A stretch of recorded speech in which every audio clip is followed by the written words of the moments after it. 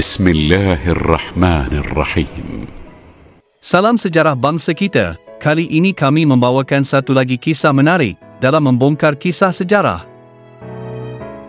Dan kisah kali ini ialah kekejaman dan hukuman tentera Jepun terhadap gerila Kinabalu. Seperti apakah kisah ini? Mari sama-sama kita saksikan. Apakah kisah sejarah bangsa kita untuk kali ini?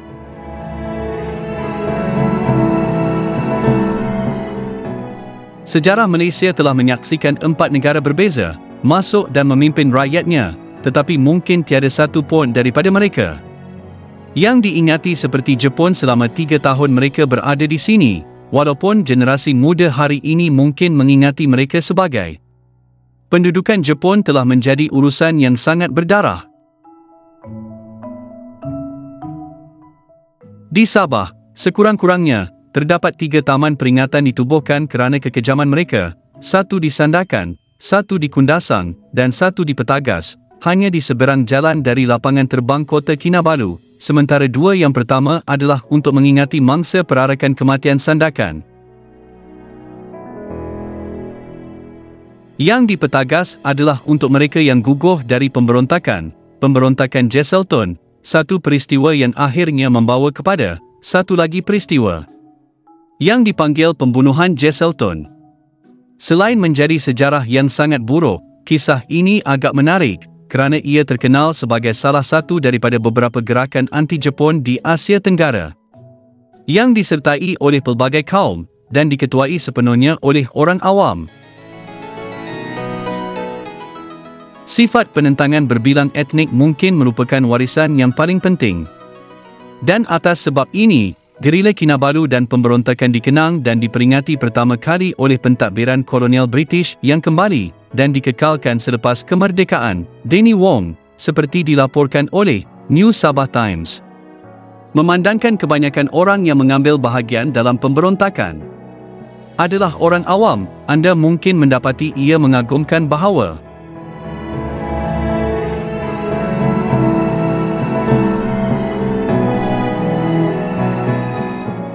tahun itu ialah 1943. Pada masa itu, rakyat Sabah telah mengalami pemerintahan Jepun selama lebih setahun, tetapi disebabkan perang berterusan antara China dan Jepun, ia amat sukar bagi orang China.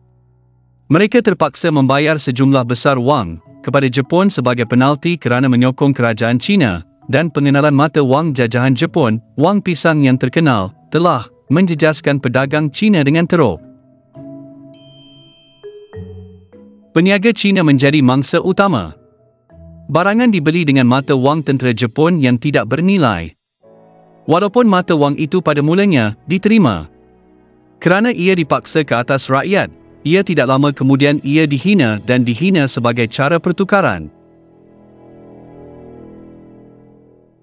Sudah tentu, pendudukan Jepun tidak begitu menyeronokkan kepada kebanyakan kaum lain juga, tetapi mereka nampaknya kurang dianiaya. Bagaimanapun, pada masa itu seorang pemuda Cina bernama Albert Kwok menjadi ketua kumpulan orang yang dipanggil gerila Kinabalu, dan dengan matlamat untuk menggulingkan Jepun dan menghapuskan rakan usaha sama mereka, gerila itu disertai oleh orang dari semua orang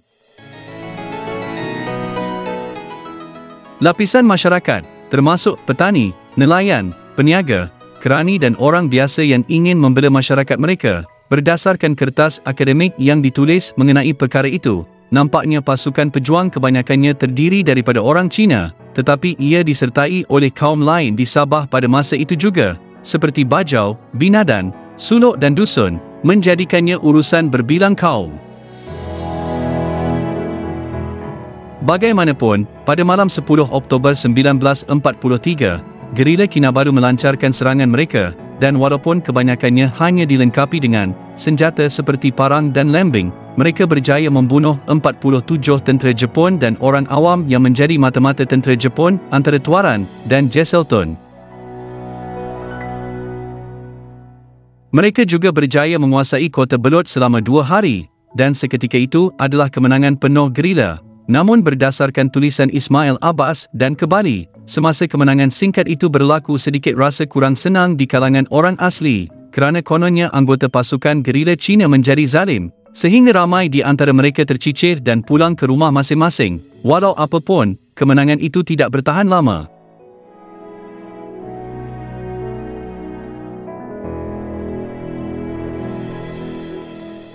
Pada 14 Oktober, 4 hari selepas pemberontakan bermula, bala tentera Jepun datang dahulu dalam bentuk pesawat yang memusnahkan semua kampung di utara Jesselton. Setiap bangunan di kota Belot telah dihancurkan dan terdapat banyak kemusnahan dan kemalangan jiwa di Tuaran, Menggatal, Inanam dan kawasan sekitarnya. Jepun juga membawa masuk polis tentera mereka, Kempeitai, dari Kuching, dan walaupun gerila itu melawan balik dalam pertempuran di sana-sini, secara keseluruhannya mereka telah kalah hebat. Gerila Kinabalu yang tinggal terpaksa berpecah kepada kumpulan kecil dan berundur ke pedalaman. Selepas itu mereka menjadi sasaran mudah Jepun. Tidak biasa hidup di dalam hutan, ramai yang ditangkap cuba mencari makanan berhampiran kampung, dan mereka yang keletihan dan kelaparan menyerah diri. Pihak Jepun berhasrat untuk mematahkan penentangan sepenuhnya. Bagaimanapun, jadi ramai orang, sama ada mereka sebahagian daripada pemberontakan atau tidak, telah ditangkap dan diseksa oleh Kempeitai. Untuk mengeluarkan maklumat sebagai sebahagian daripada ekspedisi menghukum Jepun.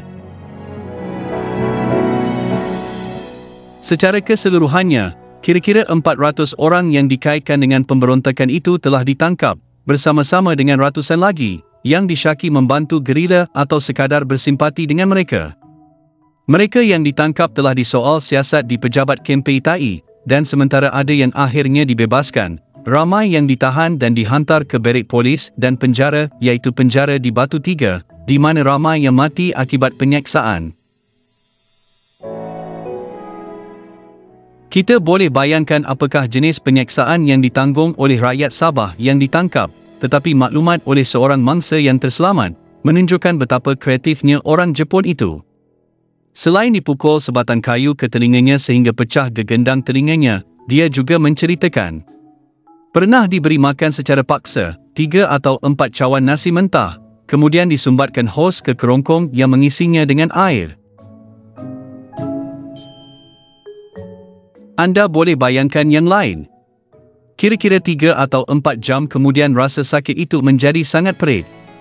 Apabila nasi membengkak di dalam perut, sakit selama kira-kira 1,5 hari adalah kuat. Sebahagian daripada usus keluar tetapi tiada rawatan perubatan.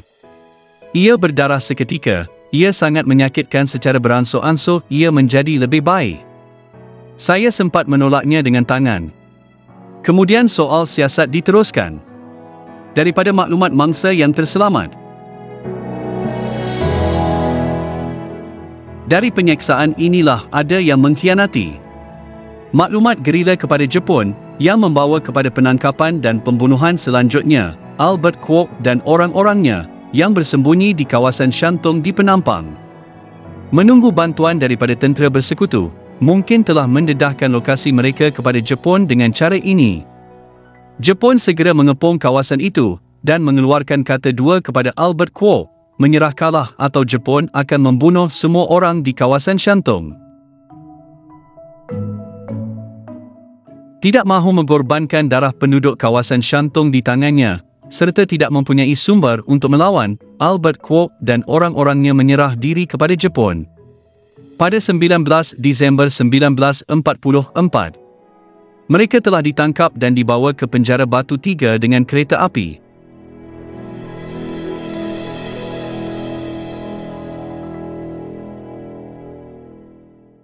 Kira-kira sebulan kemudian, Jepun memutuskan bahawa mereka perlu membuat contoh gerila untuk menghentikan pemberontakan masa depan oleh rakyat, dan pembunuhan Jesselton datang dari itu. Menurut seorang mangsa yang terselamat, beberapa banduan di Batu Tiga terpaksa menandatangani dokumen yang tidak dibenarkan mereka baca, yang ternyata merupakan pengakuan bersalah. Pada 20 Januari 1944, Albert Kwok dan orang-orangnya telah dibawa keluar ke perkarangan penjara, dan 175 orang termasuk beliau, telah diputuskan untuk menjadi ketua gerila dan dipisahkan daripada yang lain. Awal pagi berikutnya, 3 hari sebelum malam tahun baru Cina 1944, mereka telah dimuatkan ke kereta api dan dihantar ke Petagas, di mana mereka akan dihukum bunuh. Apabila tiba, mereka mendapati bahawa 2 lubang besar telah digali di dalam tanah, dan mereka telah diisi separuh dengan air daripada hujan pada malam sebelumnya. Walaupun kesejukan dan nasib yang jelas menanti mereka, untuk pejuang lelaki tidak seorang pun daripada mereka menangis, atau memohon belas kasihan menurut saksi mata. Walau bagaimanapun, ketabahan mereka boleh jadi adalah pasrah kepada nasib mereka, atau mereka hanya mati rasa dan keras daripada seksaan Kim Peitai. 5 lelaki termasuk Albert Kwok pertama kali dipilih untuk dipancung. Mereka dilucutkan baju, diikat dengan tali, dan disuruh berlutut berturut-turut di hadapan lubang. Seorang pegawai Jepun di belakang masing-masing, kemudian memenggal kepada mereka dengan pedang samurai yang berat, dan menurut saksi mata, ia adalah pemandangan yang mengerikan. Salah satu leher lelaki itu hanya terputus separuh. Selepas acara utama, yang lain diarah melutut di hadapan 2 lubang besar, dan mereka ditembak oleh 2 mesingan dan kira-kira 10 senjata kecil yang lain. Gerila sebahagiannya masih hidup, kemudian dibuang ke dalam lubang dan ditinggalkan di sana. Selama kira-kira 3 hari, dikatakan bahawa rintihan mereka yang tidak mati boleh didengari di kampung berhampiran, tetapi tiada siapa yang berani mendekati tempat itu. Tetapi tidak semua orang ditembak atau dipenggal. Menurut seorang anak kepada salah seorang mangsa, seorang rakan keluarga yang merupakan jurugambar Jepun memaklumkan kepadanya tentang kematian bapanya, dan ia adalah kematian yang kejam. Ayah saya, sebelum dihukum bunuh, dilihat dalam gambar yang memegang namanya dalam bahasa Cina. Lelaki lain berbaris sebelum ditembak mati, lainlah jika dia ditembak, kerana dia akan mati serta-merta. Bagaimanapun, bapa saya diikat di dada sebelum pistol itu dibawa ke bawah secara paksa untuk mengeluarkannya, anak kepada mangsa, seperti dilaporkan Daily Express. Selepas berita tentang hukuman mati itu tersebar, laporan perisikan bersekutu mendapati bahawa pembunuhan beramai-ramai itu pastinya tidak menggalakkan rakyat Sabah daripada melancarkan serangan lanjut ke atas Jepun. Tetapi Jepun meneruskan pemburuan ahli sihir mereka untuk gerila yang masih ada, dan penangkapan dan soal siasat yang menyeksa diteruskan. Pelaksanaan ringkasan juga dikatakan berlaku, dan pada satu ketika, dikatakan bahawa 189 suspek telah dilaksanakan oleh skuad tembak tanpa bicara. Yang lain dihantar ke penjara Batu 3 untuk menyertai banduan yang tinggal di sana. Pada bulan Februari 1944, orang suluk yang tinggal di pulau-pulau di luar pantai Borneo Utara terperangkap dalam perangkap Jepun. Selepas gagal menemui gerila Cina di Pulau Mantanani, mereka menangkap 58 lelaki suluk dan membawa mereka kembali ke Jesselton, mungkin untuk disoal siasat. Jepun kembali ke Mantanani 2 hari selepas itu dan membunuh wanita dan kanak-kanak yang ditinggalkan. Wanita dan kanak-kanak telah dilucutkan harta benda dan wang mereka, dan diikat bersama dalam satu garisan antara tiang masjid di pulau itu, yang dijadikan ibu pejabat Jepun. Mereka kemudiannya terkena tembakan mesingan. Mereka yang terselamat telah dihancurkan oleh revolver. Bagi lelaki suluk yang dibawa pergi, kesemua mereka mati dalam beberapa minggu berikutnya akibat penyeksaan dan kelaparan. Oleh sebab itu, penduduk Mantanani berkurangan, daripada 430 orang suluk kepada hanya 125 orang, dan hanya 20 orang lelaki dewasa yang terselamat. Pulau Dinawan, yang suluknya tidak mengambil bahagian dalam pemberontakan itu, menjadikan populasi mereka seramai 120 orang dikurangkan kepada 54 orang, dengan tiada lelaki dewasa yang tinggal. Ini juga berlaku di 3 pulau suluk yang lain, Mangolum, Suluk dan Udar. Manakala baki banduan di Batu 3 pula, 131 daripadanya, kesemuanya berbangsa Cina, dihantar ke Labuan untuk dipenjarakan dalam tempoh yang lama. Apabila tiba, mereka diarak dan dimalukan di hadapan penduduk Labuan sebagai amaran. Selepas itu mereka terpaksa bekerja keras dalam kerja-kerja awam, dengan makanan dan kebajikan mereka hampir tidak dipedulikan. Ramai yang meninggal dunia akibat keletihan, kekurangan zat makanan dan penyakit, dan kebanyakan mereka meninggal dunia akibat cirit-birit yang teruk akibat makan kelapa sebagai makanan tambahan. Akhirnya, mereka tidak boleh bekerja lagi dan dibiarkan mati perlahan-lahan, kematian yang menyakitkan. Hanya 7 yang terselamat apabila perang telah berakhir.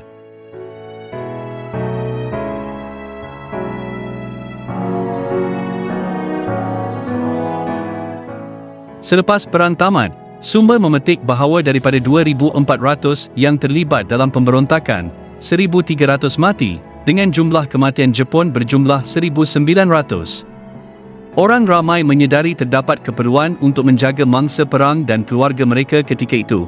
Jadi komuniti Cina Jesselton berkumpul dan menubuhkan jawatan kuasa penyayang mangsa perang.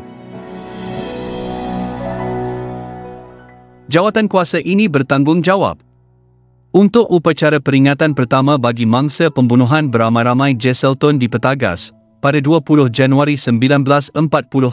Semasa upacara pengebumian, masyarakat berikrar untuk menjaga anak-anak mereka yang terbunuh dalam pembunuhan beramai-ramai, dan upacara pengebumian diadakan di tapak hukuman mati di Petagas. Ia kemudiannya ditandakan dengan bunga dan gerbang yang diperbuat daripada daun kelapa. Tertera perkataan British North Borneo Api, Jesselton, tapak pengebumian beramai-ramai pejuang penentangan Cina Oktober 1943 dalam bahasa Cina. Berdasarkan permintaan jawatan kuasa itu, kerajaan kolonial pada masa itu bersetuju untuk merayakan Hari Perkhidmatan Peringatan pada 21 Januari setiap tahun, dan plak kemudiannya didirikan di tapak Petagas untuk memperingati peristiwa itu. 3 tahun kemudian, jawatan kuasa itu memutuskan untuk membawa jenazah mereka yang meninggal dunia di Labuan ke Petagas untuk dikebumikan bersama rakan-rakan mereka. Mereka berjaya mendapatkan semula mayat, lebih daripada 90 lelaki, dan ini telah dibersihkan dan dikebumikan bersama-sama dalam 6 balang pengebumian besar, yang kemudiannya berehat di Petagas juga. Sejak itu, kerajaan kolonial telah mengekalkan memorial Perang Petagas, tradisi yang diambil oleh kerajaan Sabah selepas 1963. Hari ini, peringatan itu dikatakan melambangkan pahlawan dan perjuangannya. Akan dicontohi oleh rakyat dan memberi inspirasi kepada mereka untuk mempertahankan hak dan kepercayaan mereka. Ia juga dikatakan menggalakkan perpaduan nasional di kalangan kaum, seperti yang ditunjukkan oleh teks pada batu nisan. Dalam ingatan yang berterusan kepada orang-orang gagah dari semua kaum yang setia kepada perjuangan kemerdekaan, telah dibunuh dan dikebumikan di tempat ini pada 21 Januari 1944. Dan juga mereka yang menemui kematian mereka dalam tujuan yang sama, di Labuan dan kemudiannya dikebumikan di sini.